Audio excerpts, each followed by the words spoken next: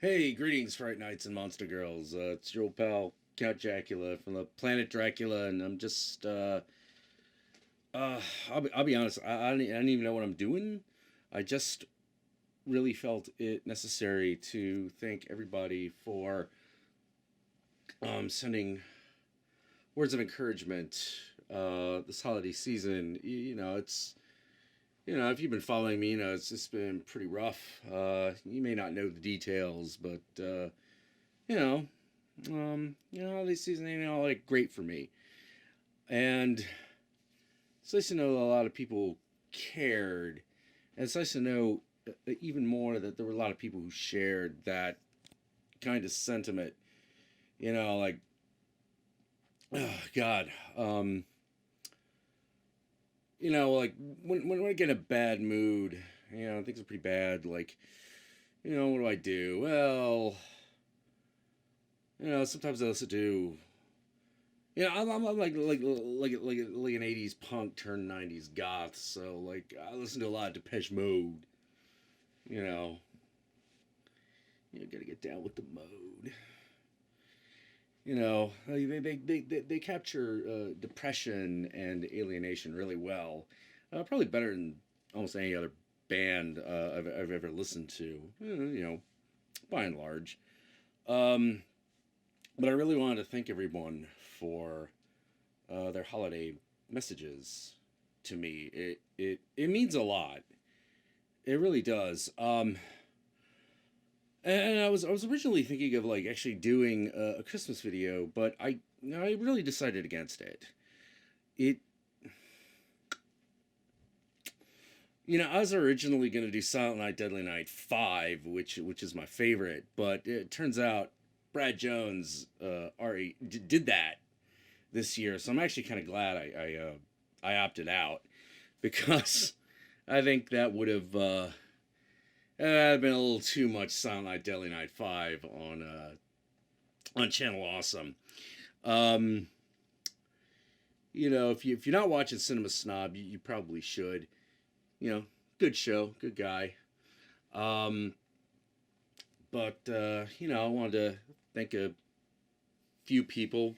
Horror Guru, definitely. Um, his shout out meant a lot, and everyone's response to that shout out meant a huge amount. Uh, you know, want to thank some of the people that I've met this year as a result of the show. Like yeah, Jay from Bloodbath and Beyond, Jay Bond. He's a good guy. I like him. Um, Lindsay, aka the Horror, uh, pretty good. Kaluna from Kaluna Reviews, check her out. She doesn't really do horror, but she did do a Let's Play series of Until Dawn. Um, she is also another Channel Awesome reviewer, so check her out. Uh, some of my old peeps down in L.A. and it's weird to think of them as like the old peeps because like they are people that I met specifically because I started doing online video. People like the Tony Goldmark, um, Charlie Calhand over at RBG Productions, his wife Haley, um, the Wire over at the Idiot's Lantern.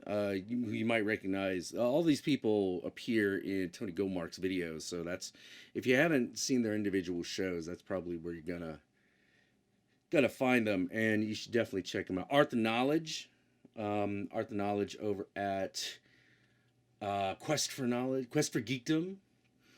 Um, I don't know. Arthur's dropped off a little bit lately, but he had a show. It was largely on Blip.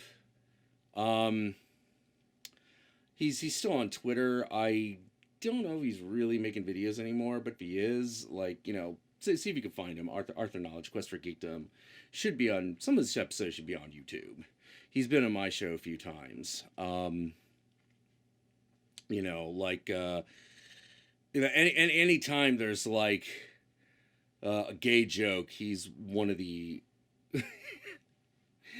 guys who I call on to, you know, poke loving fun at gay geekdom. One of the other ones that I call upon quite regularly is Razorvine, who really needs to get his show on YouTube because he it was doing something very interesting. He was specifically focusing a lot of his show on the films of David Dakota. And if some of you horror fans recognize David Dakota as Full Moon, one of Full Moon's directors, and he, God, how to put it? It's not subtle gay subtext. It is overt gay text. But one of the things that's kind of interesting about Dakota films is that there's always, he shares that kind of, the gay community has this wonderful fascination with older actresses. And by older, I mean like, you know, 40s plus. And this includes the Scream Queens, definitely for Dakota. Has a great appreciation for like 80s and 70s Scream Queens, and they tend to appear in his works as like the token female. But the token female is a very weird addition to his work, because otherwise everything in his oeuvre would be completely gay. Now, he's worked on things that weren't specifically gay, but those aren't really. He did Puppet Master 2. He directed Puppet Master 2, which is really good. It's one of the better ones. But that's not really what he's known for. What he's known for are like the Brotherhood series, a talking cat, and like shit like that.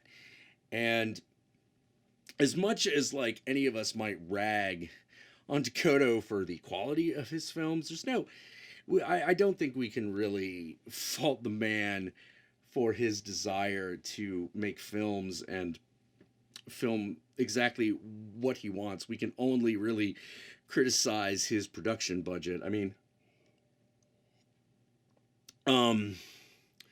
fucking who's that guy who keeps showing up in his movies? Yeah, he used to be a real big time actor. Now he's kind of like character actor. Eric Roberts. Like Eric Roberts will come out of woodwork for David Dakota on occasion, and you know, like that guy, he doesn't have to do that. Eric Roberts is just a weird guy. He just like, I like this guy. I'll be in his movie. You know, like I'm pretty sure that's why he's in Human Centipede 3, probably just because he took a shine to Tom Six and agreed to be in his film. But yeah, Razorvine, also known as AKA the Gamer Media Geek, Gaymer Media Geek. I don't think he's put most of his show on YouTube, but you should Razorvine. You should get it up on YouTube, just so there's a record of that show, because there was some real good stuff happening there.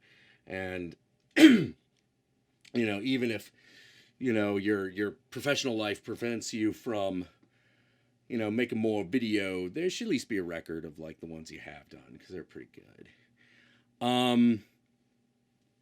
God, I've rambled in like a million different directions, you know, like looking back on the year, I don't even know what to say. It's definitely been like the best year for the show, but unfortunately some of the things which have been a problem with the show since its inception are still problems. Like any sort of regular output is difficult, you know, and nothing seems to be able to change that. Like the ideas just keep getting bigger as we get more capable of like handling the camera and the sound and the effects for real. It doesn't seem to make more videos come out. It just seems to make the videos that do come out better, which I guess that's not a bad trade-off when you really get down to it. But man, it sometimes gets frustrating because like, you feel like you got to be doing it like every couple of weeks, every 2 weeks. Why isn't there an episode now? And that's not even like pressure that's coming from you guys. That's just coming from me. Me internally, like, you spend a lot of time uh, trying to make this good, and sometimes you worry that you're not as good as some of your contemporaries. Like as far as like production and quality and schedule and the ability to like make all that happen. I don't think I admire the two men in this business that I admire the most are probably Doug Walker and Louis Luvog. Um, Basically, Nostalgia Critic and Linkara, like their ability to be productive and to keep a schedule is second to none. Like they got that shit down. They know exactly what they're doing. They know exactly what they want, and they're constantly entertaining people on a regular basis. They've been going for like what, like 4 or 5 years every week with almost without break. You know, that's pretty incredible.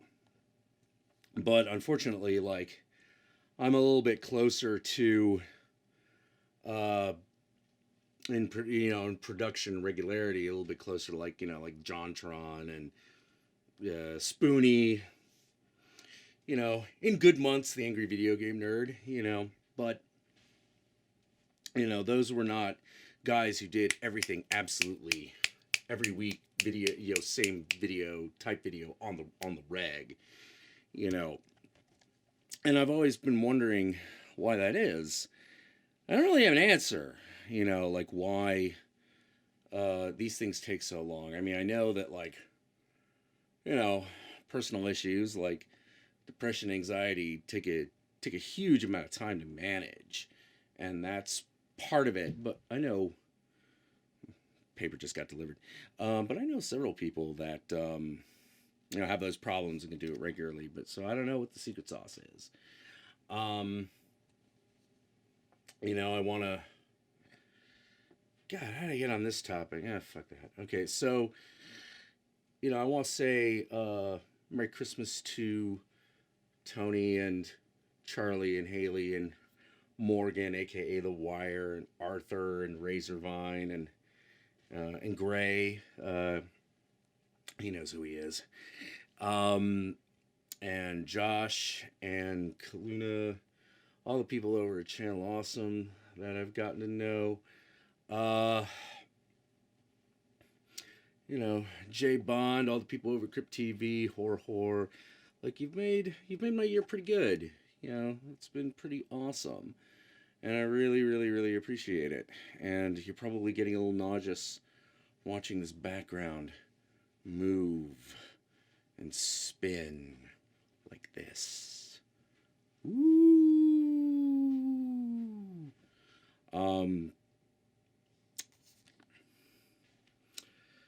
But you all made my year very, very good, and the fans as well. Y'all have been meaning a lot to me. I like the fact that you're enjoying what we're doing. Like really, your show wouldn't be where it was if people weren't enjoying it. Um, I think that's important to say. So, thank you. That's your viewership is your Christmas gift to me, and I appreciate it. I appreciate it a lot. Um,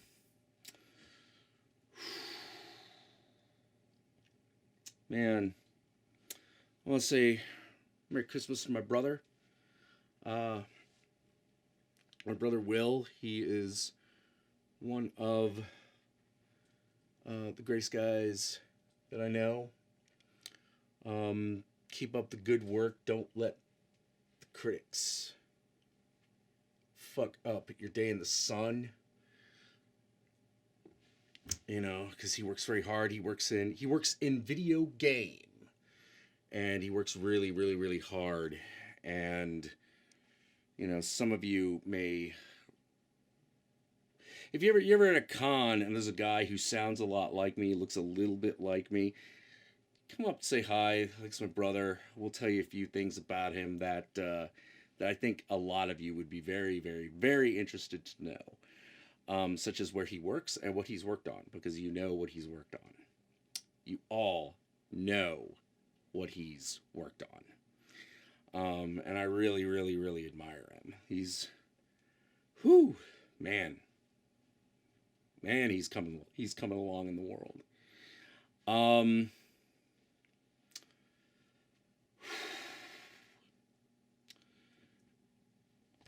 Jeez, my friend Seth Lindbergh, one of the other greatest men I know.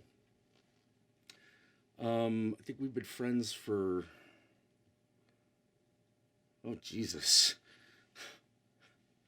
almost 20 years now. Has to be, like damn. I think my favorite one of my favorite stories about him is actually a tale that he told me, because I met him randomly at party, and I was very much into science fiction and cyberpunk novels and stories at the time, and I was chatting up this young lady that I just happened to meet at a party, because I'm like, hey, I'll suppress the ladies, but I didn't know at the time, because the first time meeting her, that she had boyfriend. And his boyfriend is a guy named Seth, and she got me, she got me talking, and she knew that Seth had a sore spot for guys who talked big about genre, but in fact did not know shit. Like, just didn't know shit. And so he comes up and he is like, you want to talk about cyberpunk? There's a novel that you should check out. And he's like, I'm going to get this guy. He's not going to know this fucking book. And that book was this. It was Bad Voltage. Which, unbeknownst to him, I had read and I loved. I still love this book. It is great. How do I even describe it? First of all, that cover lies. That never happens. There is never a guy with a laser on his hand that shoots electricity. It doesn't happen ever. But what it really is about is about being this kind of like angry, disaffected, like 80s punk in a futuristic world where just everything has just gone insane. And it captures, like the teen angst that spawns cyberpunk like absolutely no other. Like absolutely no other. And so he challenges me with this book. Of course, I've read it. And we start talking about it for a couple hours. And that was the beginning of our friendship. I think the girl was a little annoyed, because at that point it was like, wait, you've also read this book? Get out of the way. Out of the way. Let me step over you so I can talk to this guy about Bad Voltage. Yeah, and God,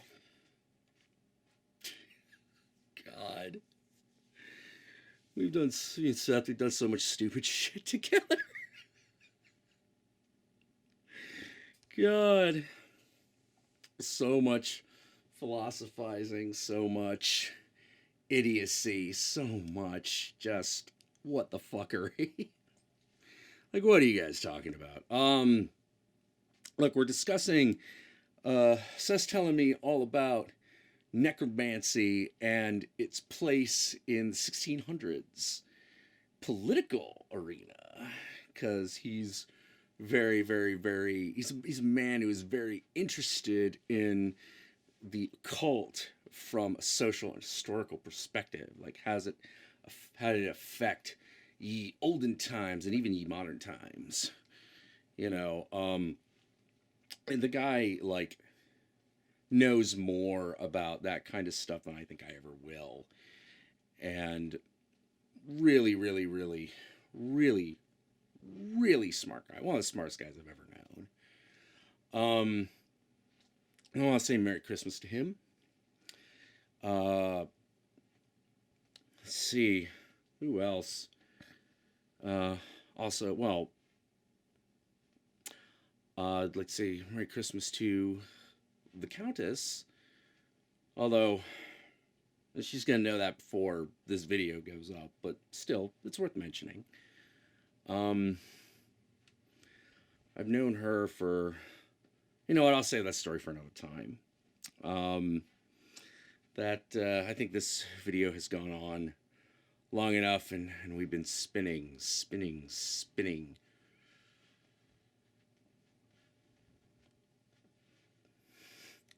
Like a wheel within a wheel with like a, like the windmills of your mind. So, hey, everybody out there in YouTube land, I just want to say thank you, Merry Christmas, and don't touch that dial, because we are coming back. Later.